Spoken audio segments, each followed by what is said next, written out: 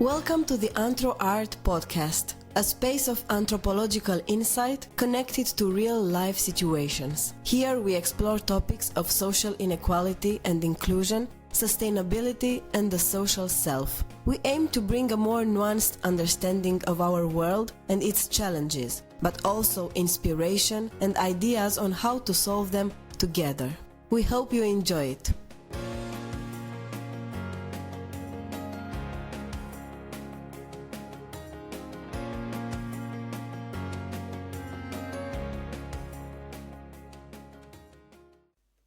Life after death, the role of human remains in a somewhat sustainable afterlife. Funerary practices have been around since the dawn of humanity, serving two main purposes: the need for body disposal and to help the grieving community process the loss. We will focus on mainland Portugal during the medieval period up to present day to provide a brief overview of how people have dealt with death, from evolving perceptions from the past to present to the emergence of a new type of death, human remains of archaeological provenance, and the obstacles towards sustainability. Death is usually a concern until we die, and afterwards becomes the concern of others. Historically,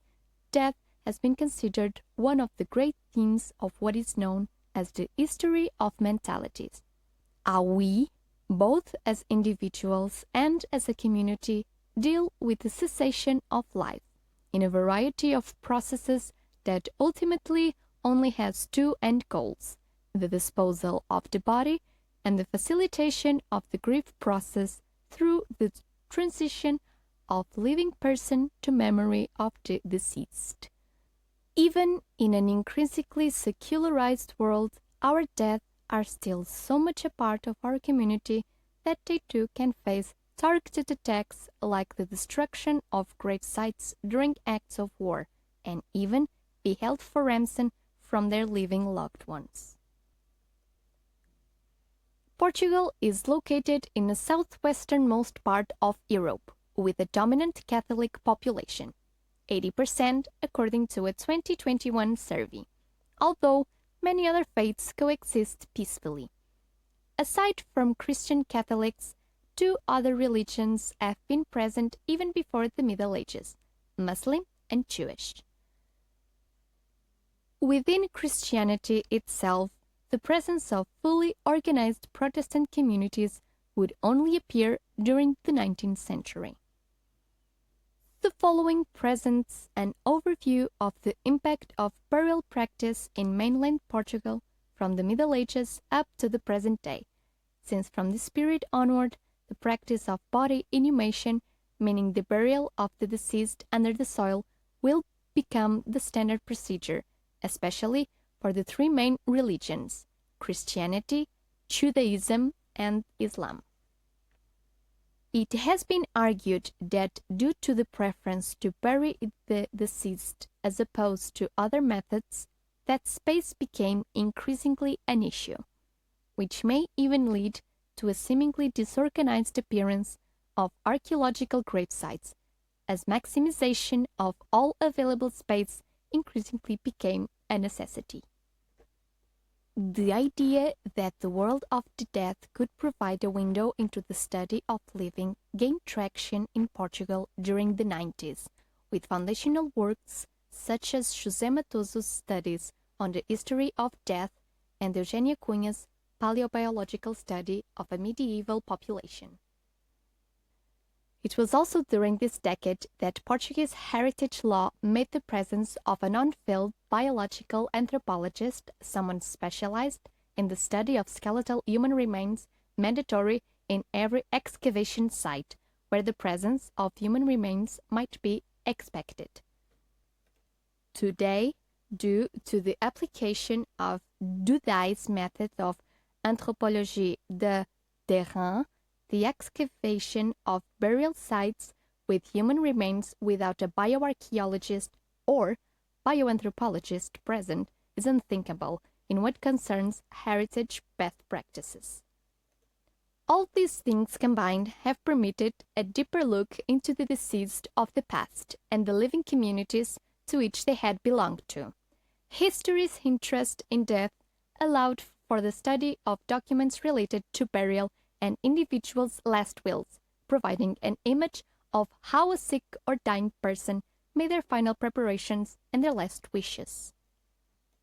On the other hand, the application of anthropologie de terrain methods strengthened paleobiological studies. These studies analyze past populations by looking at the skeletal remains and burial information that is collected during the process of excavation, and standardized recording forms emerged in order to collect on-field information that won't be possible to recreate once the excavation is over.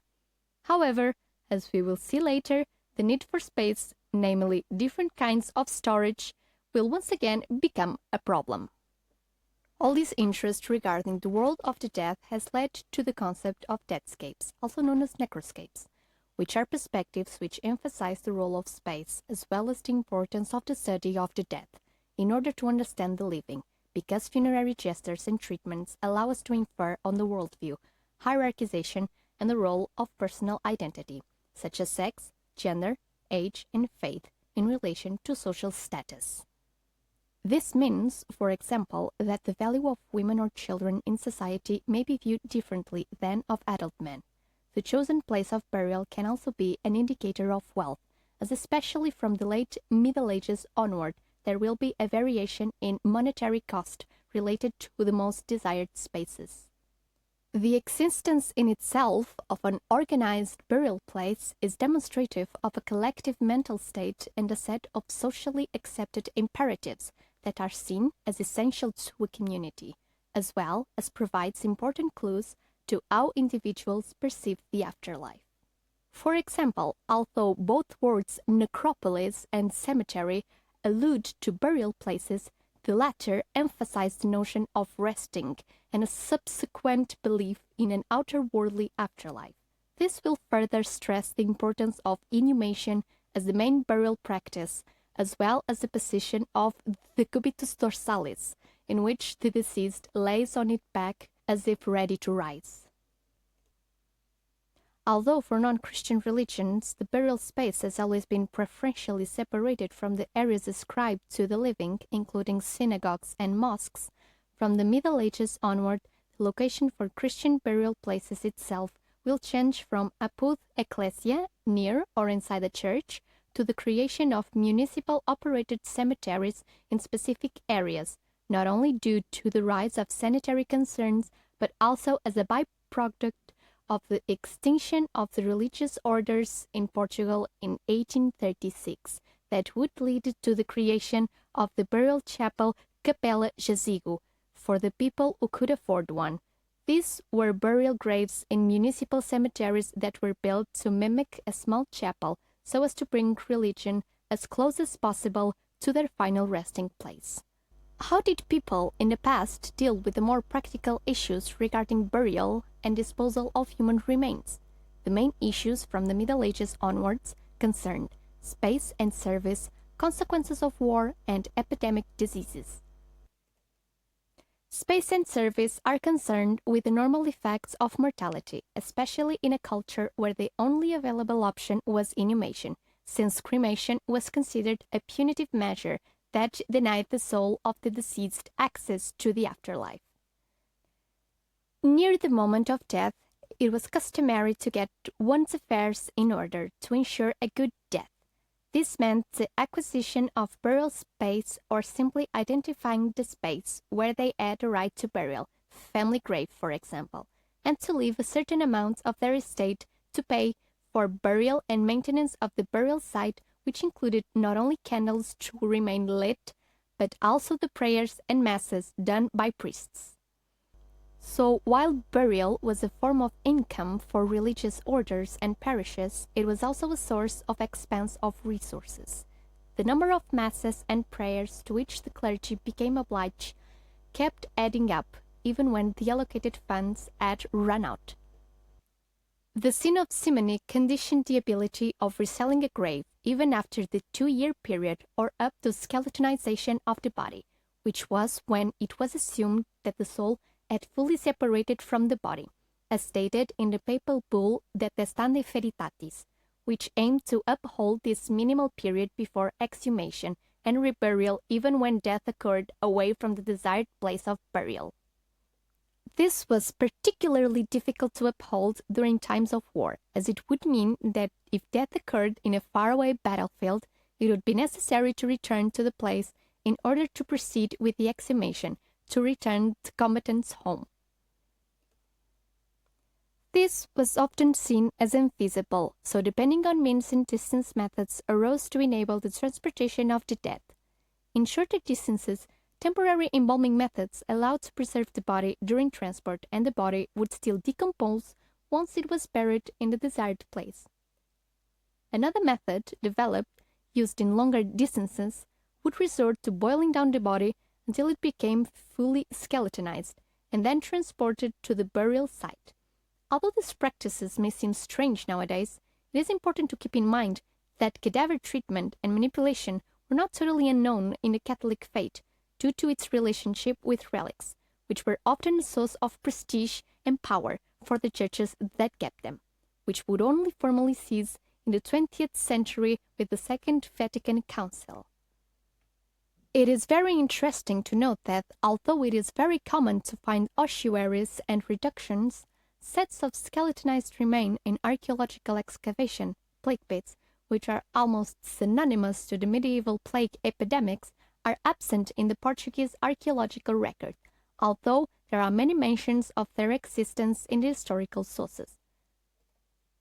As we approach the early modern period, full or partial permanent embalming would become more popular among the elites, mostly for symbolic reasons, of which heart burials were an example, allowing for part of the body to be able to be with spouse and original family, or another location that held particular significance for the deceased, adding the benefit of more religious services from each burial site. In 2023, a total of 117,809 deaths were recorded in Portugal. Despite maintaining a Catholic majority, Portuguese burial practice has slowly started to change due in part to a new trinity: religion, environment, cost. The openness of the Catholic Church to accept the cremation of its faithful, first in 1963, and having recently reiterated their acceptance in 2016, the growing environmental concerns, and a desire to be brought closer to nature or a specific place of significance, as well as the overall cost, have made cremation an increasingly preferable choice for many Portuguese when making arrangements for how they want their bodies to be disposed, despite a funerary industry that still caters largely to the traditional practice of inhumation and use of ornate coffins. Public awareness of the lack of physical space and an increasing overcrowding of cemetery plots has also contributed to the search for alternatives for burial besides inhumation. The need for burial space has influenced contemporary legislation regarding cemeteries, not only at the level of establishing criteria to ensure the sustainability of cemeteries, namely the specification of types of soil and the amendments required in the case that the less suitable soil had to be selected, but also has banned the use of lead coffins and reduced the time for exhumation from 5 years in 1962 and 1968 to 3 years, 1998, with additional 2-year intervals in the case that skeletonization is not complete. It is of interest to note that maintenance of some of the old requirements for the creation of a burial space are specifically still mentioned, like the need for the cemetery to be surrounded by walls with gated access points, as well as banning behavior deemed to be potentially insulting to the memory of the dead, like bringing animals, the presence of children without the presence of an adult, and organizing political rallies within cemetery grounds.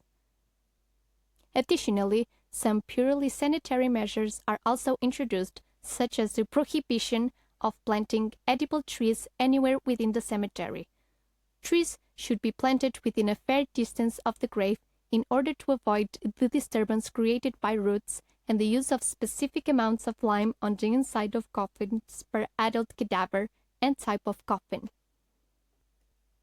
The legal definitions of inhumation and cadaver appears in the 1998 cemeterial legislation, and currently it has been argued that cadavers became a tertium genus, neither possessing personality nor being fully equated with an object, rather something that once had personality. This is of interest because it means that even in a growing secularized society, there is still a measure of respect pertaining to the remains of the deceased, which can be seen in recent times since cemetery law allows, even if only in very specific circumstances, for the use of mass burials or cremation and disposal of remains ordered by the cemetery. This applied to fetuses, up to a certain number of weeks, anatomical body parts, and in the case of a state of calamity. The latter was recently experienced by the SARS-CoV-19 outbreak, which, falling under the legal framework mentioned, the government initially tried to uphold them, but the measures adopted ended up being less strict, allowing for the regular burial of bodies, provided that they would be buried in specific body bags inside the coffins, although with no wake to mourn the dead and a very limited number of people allowed to be present at the moment of burial. As we can see, modern-day death is slowly becoming more mindful of their post-mortem environmental footprint, despite the majority of people who still prefer the traditional ways. But in later years, we gained a new type of deceased, the archaeological human remains, most often skeletonized remains that are recovered from the excavation sites. In Portugal, they do not fall under cemetery law, but in heritage law as organic remains, so to a certain extent after exhumation they fall under the broader category of any materials recovered from archaeological excavation, and as such they cannot be sold, reburied or destroyed. And while there has been recent debate over the possibility of disposal of archaeological materials, human remains have not been included in the discussion due to ethical concerns. These ethical concerns have also impacted the way museums feel about housing and displaying human remains. However, the main reason against reburial has been the recognized scientific importance of human remains for the study of past population, and the lack of descent community which could express the wish for reburial. In specific cases, when a positive identification is able to be made, descendant family members show no interest in claiming the remains.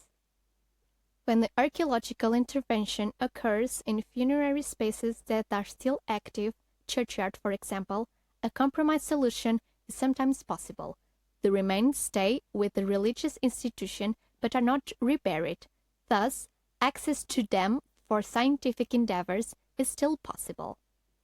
However, in many cases, the space where the excavation occurs will be repurposed for other uses, and the remains will either be kept in a university department related to the study of past population, a municipal museum, or remain indefinitely with professionals responsible for the excavation. This highlights the need for specific deposits where these skeletal remains may be housed permanently, assuring access and study and proper conservation. However, funding for long-term sustainability of such deposits is a major obstacle not only in the case of Portugal.